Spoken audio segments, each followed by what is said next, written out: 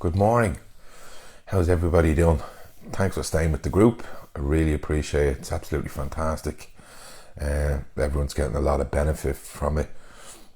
I know I most certainly am. My meditation has been really consistent. So I said in the last live meditation that I would talk about the hindrances that you experience while you meditate. And there's 5 of them, right?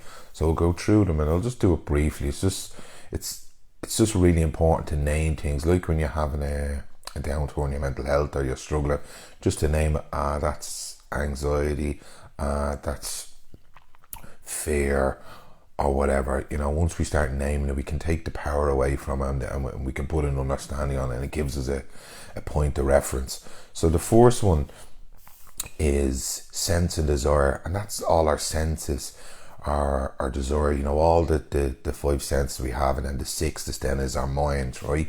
So an example of our sense and desire, when you get into your meditation, you're dreaming of what will I have to eat, what will I have to drink, that sunny holiday, nice feeling, sex, I can't wait to see my partner, I can't see my children. You drift off, and it's like a little dream state, and that's one of them. And I do spend a lot of time in that.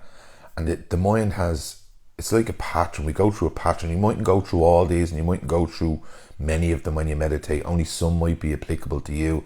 So sense and desire might be something that you experience.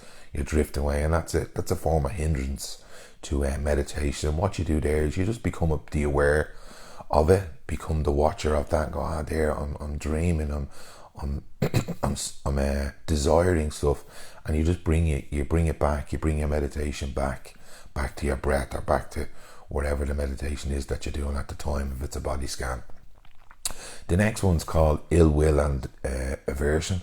So that's focusing on pain, whether that be in your body, or my leg is sore, my arm is sore, or this back is sore, and you're looking for something. And it doesn't always mean external, it can be internal as well. You could be thinking of trauma that has happened to you, or stuff that's caught up in your mind, pain that happened to you a long time ago, and that's another one.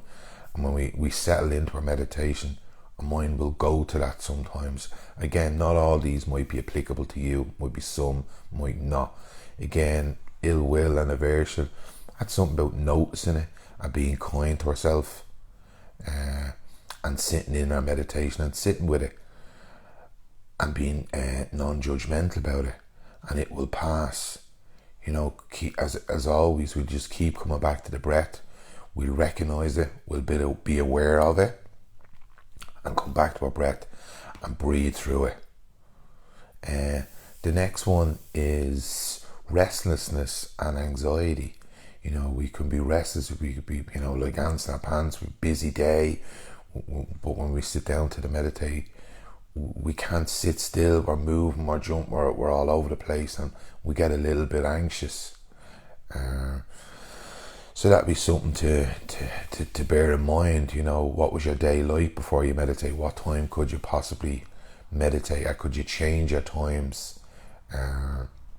Again, as always, like any of them, you're not going to force it. You're not going to force your meditation. You're going to watch it. You're going to be kind to yourself.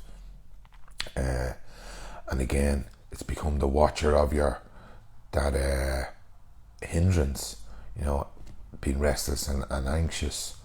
Again, the more you force something, the more it will stay. Like when you're trying to be happy or chasing something, the more you chase something, the more it becomes a distance to you. So what I would say to you is find a time that suits you to meditate. If you're restless at the time, if you're anxious, just don't come home and then jump straight into your meditation. Find a space that you can sit down and try relax into it. Have a cup of tea. Sometimes when we are stressed or anxious with something, we think, jump straight into meditation. That might be the cure, or that might help me. I would say settle down, wind down, and then ease yourself into, rather than going from 100 miles an hour to 0. That's the way I find it. Our next one is sloth and the poor. That's a heaviness, a sleepiness.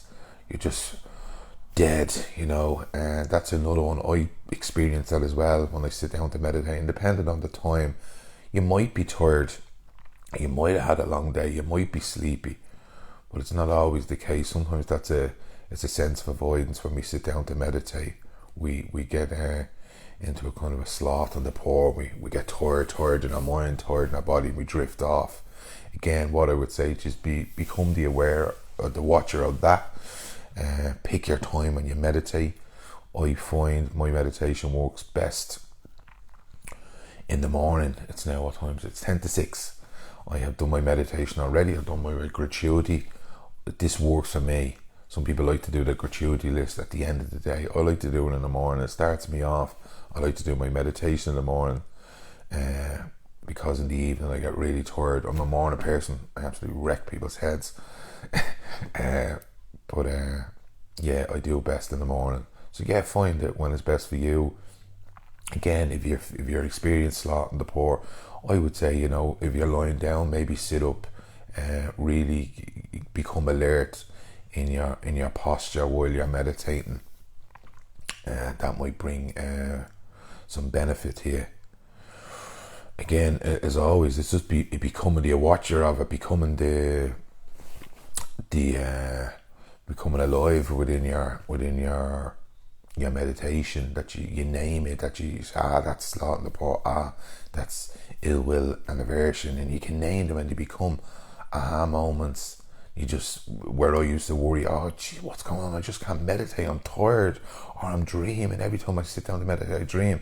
But now I recognize within it what they are, and it's given me a great power to understand me meditation and understand me mind. You can see the patterns and cycles that your mind go through. And then the final one really for me is doubt and indecision. And this was a huge one for me, within my yoga session. It's, oh, am I doing this right? Is this right? Is this the practice? Am I getting the right benefit from it? I hope I'm doing it right. Oh, I don't know if this is right. Oh, look, everyone else is doing it right. I don't know if I'm doing it right. You know, and the same as I say there, within my yoga session, I'd be looking around, watching people going, oh, I don't know if I'm doing it right. And it's just, am I getting the most benefit from this? You know, am I wasting my time? I don't feel anything from it. And all these kind of doubts and indecisions. And I had an absolute aha moment when I heard about these hindrances. I was like, yeah, I do that. I do the sense and desire. I do the doubt and indecision. And it was an absolute game changer for me then when I found out about these things. So that when you sit down and you practice, you become mindful of it, you become the watcher of it. You go, aha, that's ill will. That's sense and desire. I'm anxious and I'm restless. I don't force it. I just understand it now, and I don't give myself a hard time. I can sit with the meditation and I can watch it go, whether it's the ill will, whether it's the restlessness and anxiety, or the doubt and indecision. I can sit through it and I can breathe through it, and I can let it pass and know that it will pass once I have taken its power away by giving it its name, and we can put an understanding on it. You know, that's been of great benefit to me. So there you go. Hopefully you enjoy that. And that's been a benefit to your meditation. Give it a whack. Give us some feedback. I'm delighted with the feedback that we're getting on Facebook about the meditation. People are getting in touch saying it's really beneficial. That's been my intention for the group. And my intention was also for me to be accountable to my meditation and build a little community. So it's absolutely flying along, and I'm delighted. If anybody's interested in joining, friends, send them a request, ask them to join. Yeah, there you go. Where's my remote control? Here we are. So look, have a fantastic day. Happy Thursday. Namaste. Bye bye.